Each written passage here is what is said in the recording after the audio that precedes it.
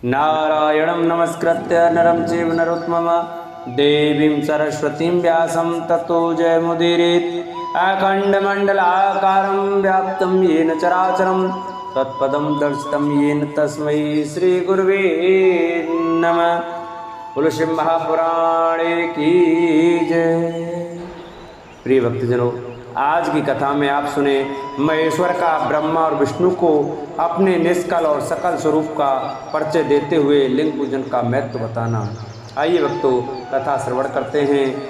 नंद केश्वर कहते हैं, तदनंतर वे दोनों ब्रह्मा और विष्णु भगवान शंकर को प्रणाम करके दोनों हाथ जोड़कर उनके दाएं बाएं भाग में चुपचाप खड़े हो गए। फिर उन्होंने वह साक्षात प्रकट पूजनीय महादेव जी को श्रेष्ठ आसन पर स्थापित करके पवित्र पुरुष वस्तुओं द्वारा उनका पूजन किया। दीर्घ काल तक अविकृत भाव से सुस्थिर रहने वाली वस्तुओं को पुरुष वस्तु कहते हैं और अल्पकाल तक ही टिकने वाली क्षणभंगुर वस्तुएं प्राकृतिक वस्तु कहलाती हैं। इस तरह वस्तु के ये दो भेद जानने चाहिए। किन पुरुष वस्तुओं से उन्होंने भगवान शिव का पूजन किया, यह बताया जाता है। हार, नुपुर, केयूर, किरीट, मणिमय, कुंडल, यज्ञोपवीत, उत्तरीय वस्त्र, पुष्प, माला, रेशमी वस्त्र, हार, मुद्रिका, पुष्प, तांबूल, कपूर, चंदन एवं अंगूरों का अनुलेप, धूप, दीप, श्वेत छत्र, व्यंजन, ध्वजा, चवर तथा अन्यान्य दिव्य उपहारों द्वारा जिनका वैभव वाणी और मन की पहुँच से परे था, जो केवल पशुपति परमात्मा के ही योग्य थे और जिन्हें पशु बद्ध जीव कदापि नहीं पा सकते थे, उन दोनों ने अपने स्वामी महेश्वर का पूजन किया। सबसे पहले वह ब्रह्मा और विष्णु ने भगवान शंकर की पूजा की। इससे प्रसन्न हो भक्तिपूर्वक भगवान शिव ने वह नम्र भाव से खड़े हुए उन दोनों देवताओं से मुस्कुराकर कहा।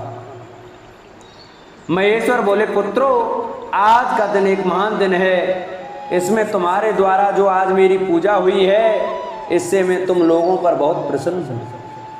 इसी कारण यह दिन परम पवित्र और महान से महान होगा।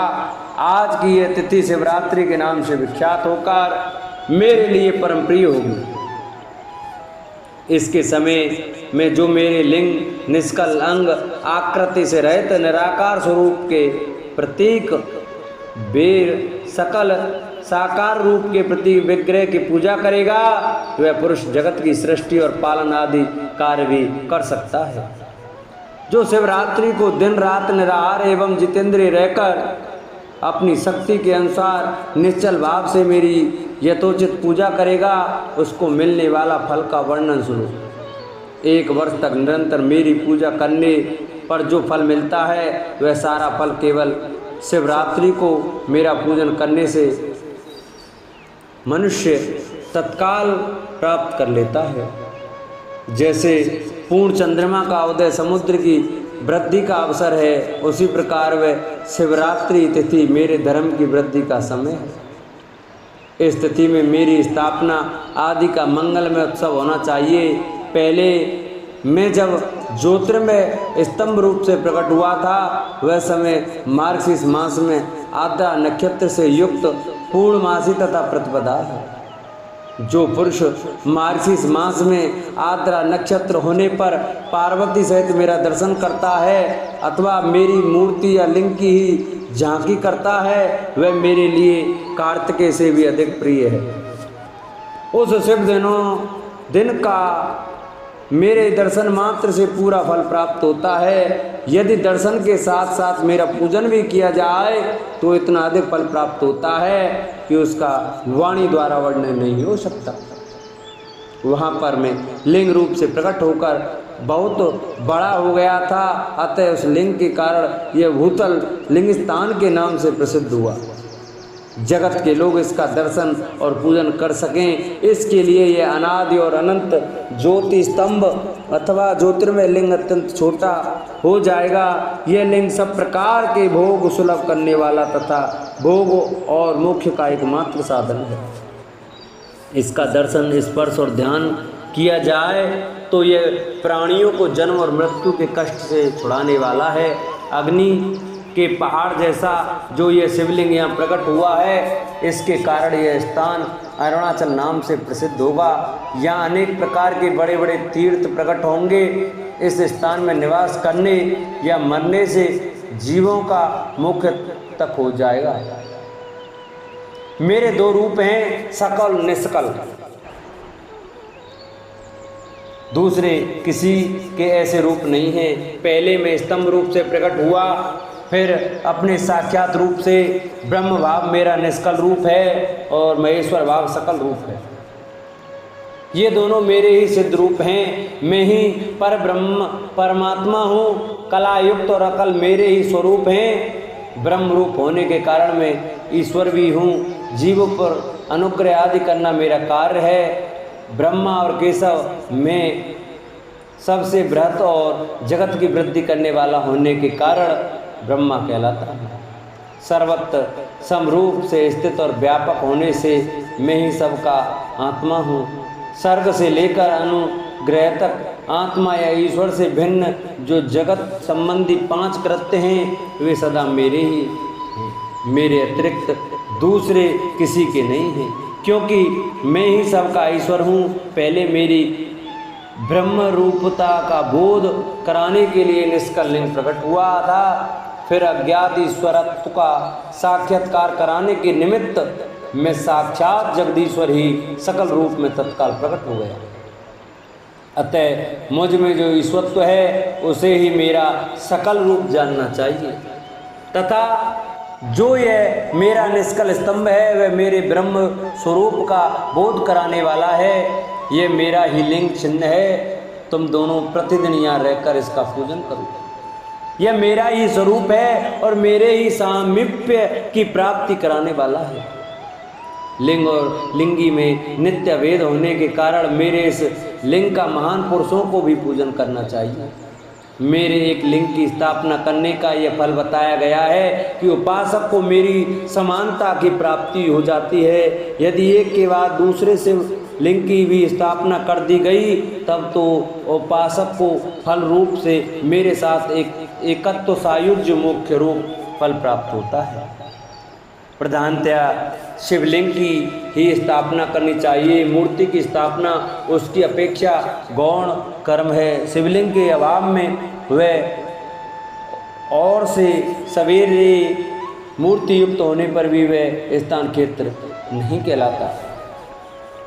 5 कृत्यों का प्रतिपादन, प्रणव एवं पंचाक्षर मंत्र की महत्ता, ब्रह्मा विष्णु द्वारा भगवान शिव की स्तुति तथा उनका अंतर्धान।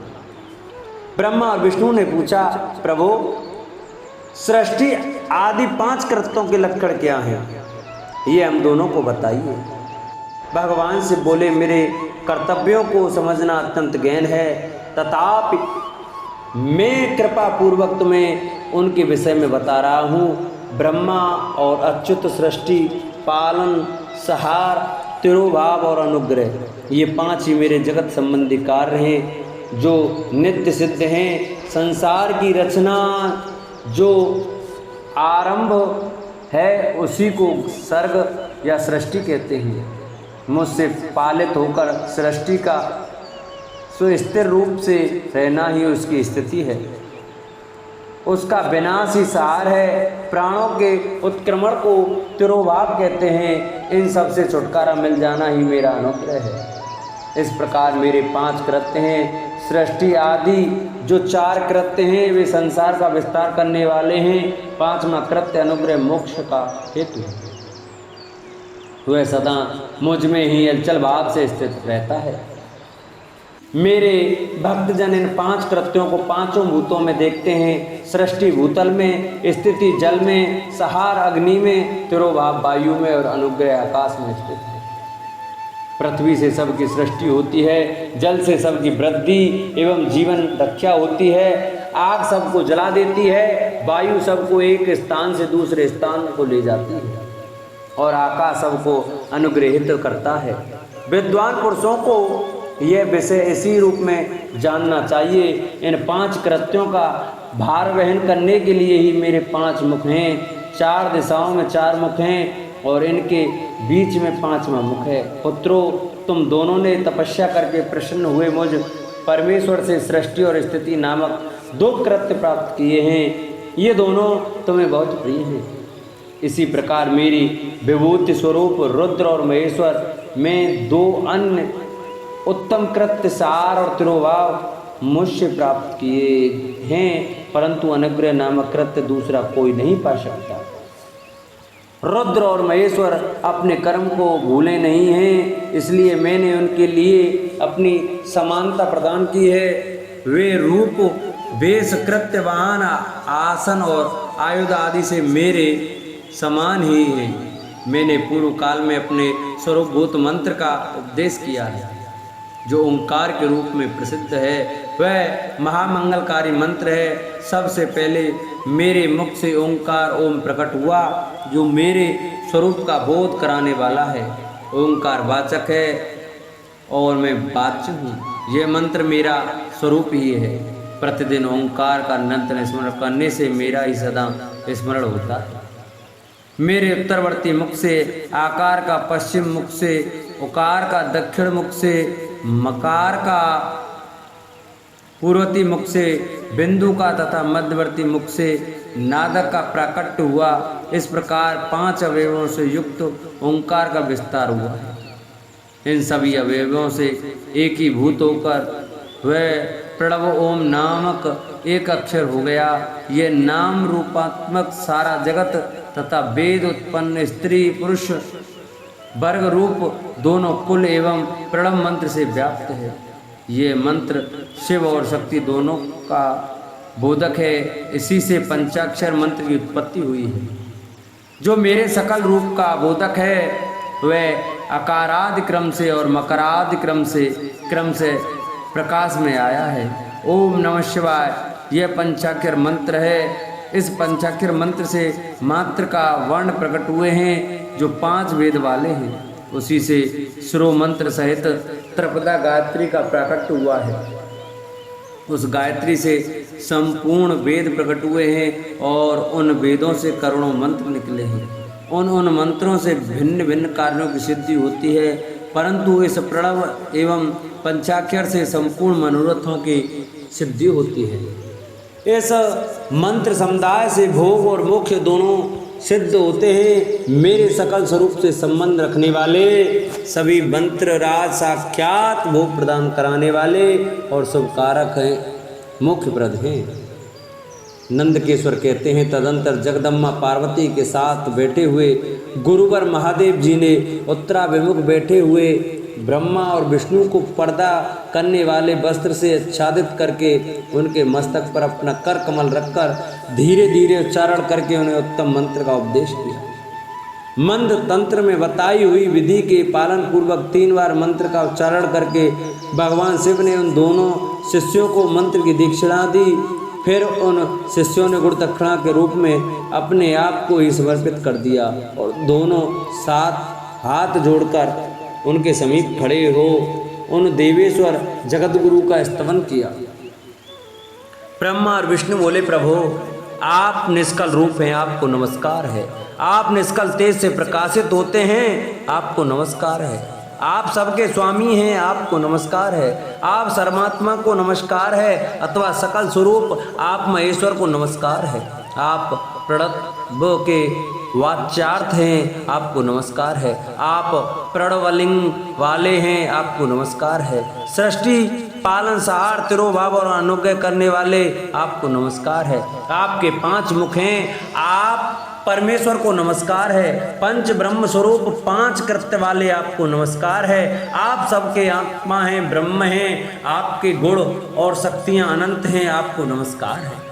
आपके सकल और निष्कल 2 रूप हैं। आप सद्गुरु एवं शंभु हैं, आपको नमस्कार है। इन पदों द्वारा अपने गुरु महेश्वर की स्तुति करके ब्रह्मा और विष्णु ने उनके चरणों में प्रणाम किया। महेश्वर बोले, आर्द्रा नक्षत्र से युक्त चतुर्दशी को प्रणव का जप किया जाए तो वह अक्षय फल देने वाला होता है। सूर्य की संक्रांति से युक्त महाआद्रा नक्षत्र में एक बार किया हुआ प्रणव जप कोटिगुणे जप का फल देता है।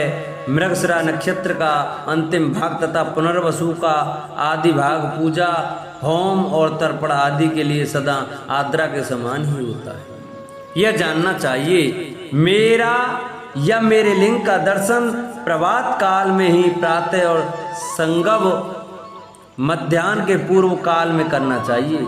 मेरे दर्शन पूजन के लिए चतुर्दशी तिथि निशीत व्यापनी अथवा प्रदोष व्यापनी लेनी चाहिए, क्योंकि परिवर्तनी तिथि से संयुक्त चतुर्दशी की ही प्रशंसा की जाती है। पूजा करने वाले के लिए मेरी मूर्ति तथा लिंग दोनों समान हैं, फिर भी मूर्ति की अपेक्षा लिंग का स्थान ऊंचा है। इसलिए मुमुक्षु पुरुषों को चाहिए कि वे बेर मूर्ति से भी श्रेष्ठ समझकर लिंग का ही पूजन करें। लिंग का ओंकार मंत्र से और बेर का पंचाक्षर मंत्र से पूजन करना चाहिए।